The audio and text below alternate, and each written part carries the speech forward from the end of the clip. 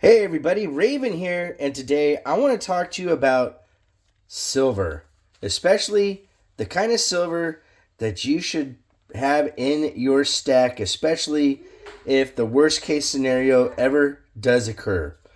A lot of people love higher end collectible silver. Things that I have in the background here are things that I like because I'm a collector. A lot of these are gifts, but they are in line with things that I would have for my personal collection. But when it comes to having physical silver, things that I want to have to make sure that I can do trading and bartering and have the ability to get commodities and food are things such as 90% what they call junk silver. Right here, there's a mixture of dimes and Kennedys and Franklins, and there's some Walkers and whatnot. And all this right here is kind of below a collector grade, but here I have a roll of Merc dimes, which, in all honesty, are only going to be worth their weight in silver if something happens, if the dollar collapses. But you want to have different things like bullion. You know, I have this roll of Norfeds. As cool as it is, it will only be worth its silver value if something happens to the dollar. Same thing with these really awesome 20-ounce Scottsdale stacker bars. Now, these are really cool. Very, very collectible. These are called Kit Kat bars. They're hand poured, and these would actually have right now they have a pretty heavy premium to them because what they are. You mostly see 10 ounces and 100 ounce and whatnot of this type. The 5s and the 20s are a little bit less produced. But here we have another example of this is an Engelhard Canadian 10-ounce bar. Again, something that's highly sought after, highly collectible, but when it comes down to something happening to the value of the dollar, if the dollar crashes, that's strictly going to be worth just its weight in silver. And so when you're stacking silver and collecting silver, you want to make sure that you kind of hedge your amount of silver towards things that you know are feasible for trading and whatnot.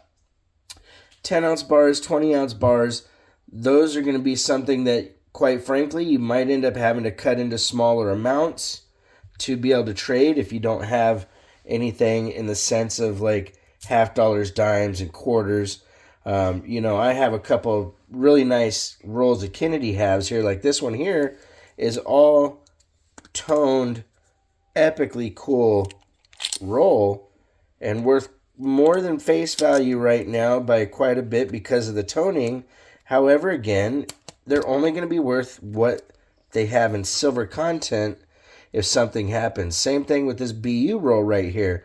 You're not going to get that brilliant uncirculated premium because the person that you're trading with, what's up, little man? The person that you're trading with or the business that you're trading with isn't going to really care about the collector quality anymore, or the collector amount attached to that coin. They're literally going to be looking just for the silver. Same thing with, let's say right here we have this really cool 2017 Australian Dragon and Phoenix. These go for quite a bit of money. This was a really nice gift from Rich Fontaine, actually. And as much as I love this coin, if something happened, this would only be worth 1 ounce of silver.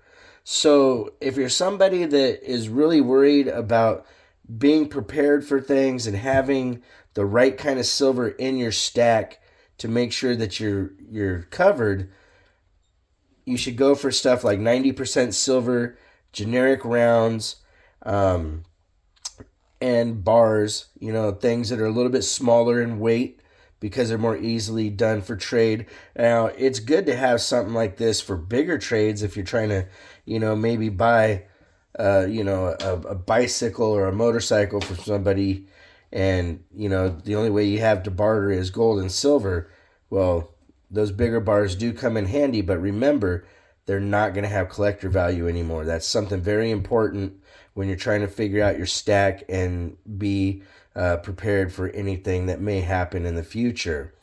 Another thing to consider is when you're buying silver and collecting silver is watch the markets closely Somebody like myself, where I deal in silver, I have to constantly buy silver and sometimes gold. And although the markets affect what I'm doing, I really can't worry too much.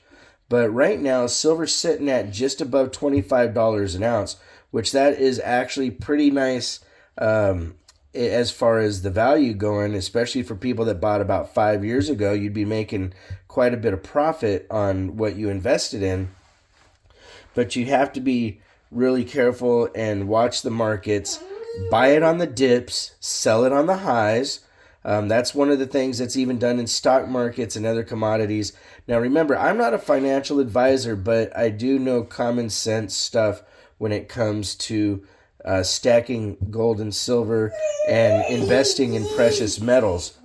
It's one of those things that you have to really be cognizant of. Another good thing to do is to look at different communities like Facebook, Discord, and whatnot, and see what is being offered. And a lot of times you'll get your best deals through private deals, or if you make a really good relationship with a very reliable local coin shop or local coin dealer, because a lot of times when you first go to a shop, they're going to say, hey, it's $4 above spot. Maybe that's their normal price for anybody walking in off the street that they've never done business with before. But if you go to them repetitively over time, you can do really well. Another thing to look out for is if you see estate sales and whatnot, and you can buy jewelry and sterling silver flatware, and a lot of costume jewelry has silver in it. And what you can do is you can actually build a lot of silver weight with that. Take it to one of your local coin shops that likes to buy silver. They'll buy the sterling silver and whatnot off of you. Or if you can find a local refiner, if you have one in your area, you can take your silver directly to that refiner and get paid for the sterling silver, and then go back and buy the kind of silver that you want. If you want 3/9 fine generic rounds, or if you want 90% and what have you, stuff that's easily recognizable and a lot easier to trade than a spoon or a fork, you can do really, really well. But you have to, be aware of what's going on. When you see estate sales, ask them if they have any silverware or, bowls and different things that would have been possibly made out of silver. All right, if you like videos like this, make sure to hit that thumbs up. If you haven't subscribed, please do. It helps the channel grow. And if you want to correspond, it's RavenHawkCoins@gmail.com. Our P.O. Box is 721-296, Norman, Oklahoma, 73070. Like always, take care of one another, and we'll see you real soon. RavenHawk Coins, have a great day.